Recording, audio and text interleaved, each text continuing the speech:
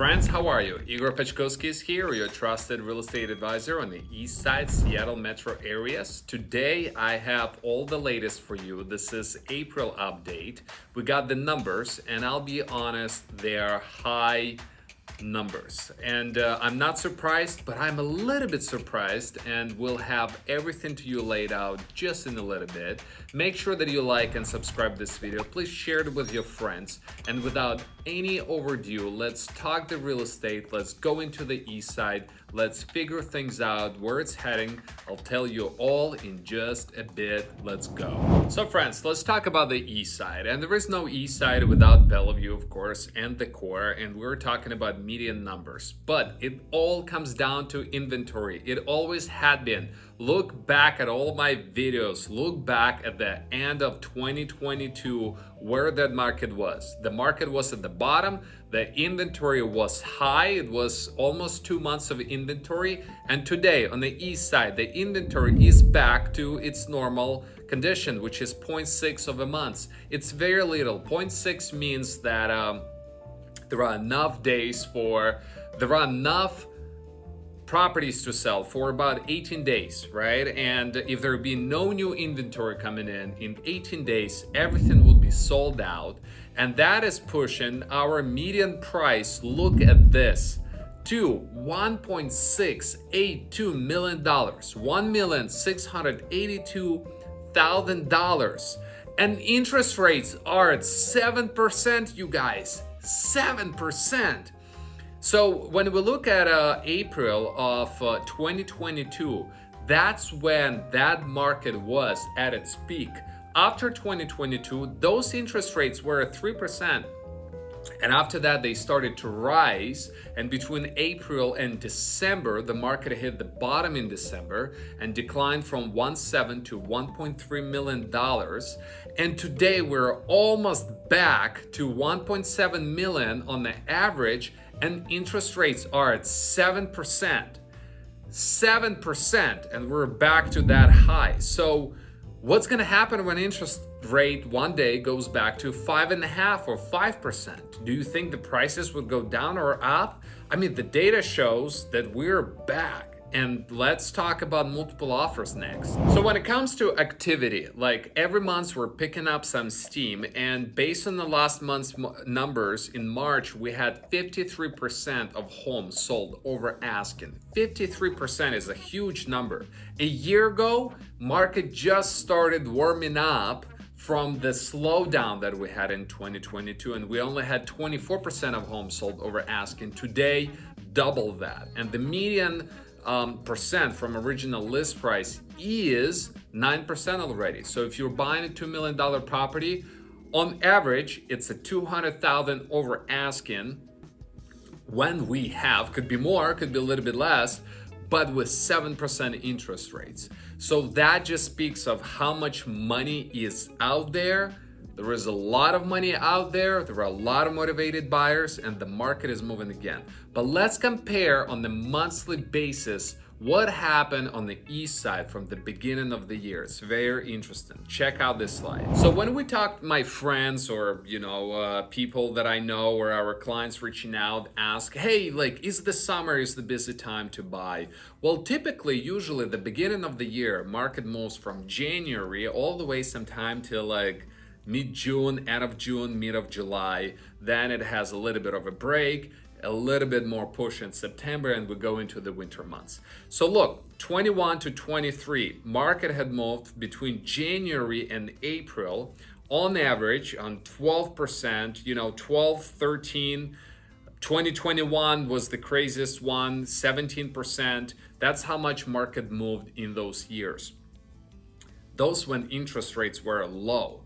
Today, between January, we have $242,000 on the median price in equity that was made on the east side. That's 17% increased since the beginning of the year, you guys. That's a lot. The market is moving, the market is back, the buyers are back, the confidence is back.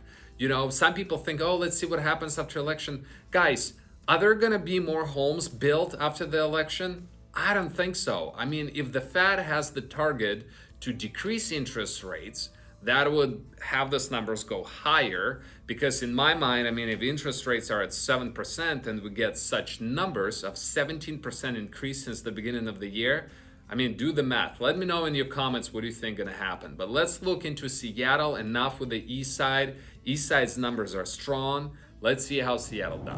All right, so let's talk Seattle. The Seattle market and Seattle, all areas around Seattle, you know, that market is a bit more predictable. It doesn't go up as fast as the East Side, but also when the interest rates went up in 2022, it didn't drop as much as the East Side, right? So East Side kind of did this, and now this again, and Seattle just staying consistent. So the inventory in Seattle, months over months, year over year, same, 1.1 months.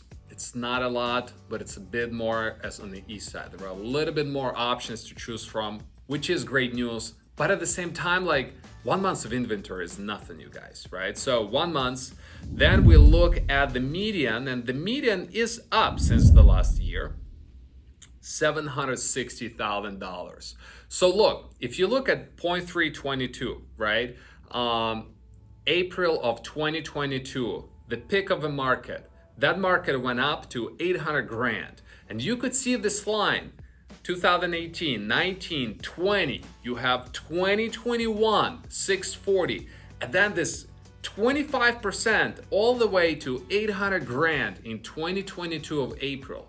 Then the market dropped 10% back to 724, which is still in line, and is back now to 760, coming closer to that 800 peak. So that's still a lot, but also a bit more, you know, less dramatic than the East Side. So going over market, over asking price, we still have market move quite a lot. 37% sold over asking in the city of Seattle and Seattle metro areas. 8% median from original price. I mean, it's a bit chiller market, but it's still a very competitive and a strong market to be in. And as I always say, when you find that property you want to buy and it's the one, the other buyers probably want to buy the same property. So for the good ones, you have 37% chance selling over asking. Let's look on the year base numbers of what happened this year so far. All right, so between January and April and May and June, the market is moving, right? So far, I mean, if you could look through 2020 to 2023, I mean, we had all kind of averages. The 2023 did not really move. The beginning of the year of 2023, when we had the bottom at December of 22, you know, then we kind of rolled slowly in 2023, and that market was just like, nah, like it was just beginning to getting back to life. And obviously today in 2024, you know, still 8% increase from the beginning of the year. So it's not as drastic as the East Side, 17, but 8 is a lot of freaking money. 75K in the equity of what those prices rose up. So that's quite a bit. Let's look into Snohomish County next. All right, Snohomish County, 2 slides. Inventory, 0.6 of a month. It's very low. You know, the medians that we have for inventory, it's between 1 and 3 months. That's the seller's market. Between 3 and 5, that's the balance market. And 5+ months of inventory, which I had not seen in my career. They say the last time it was back sometimes in 1890s around here, and I doubt you'll see that anytime soon.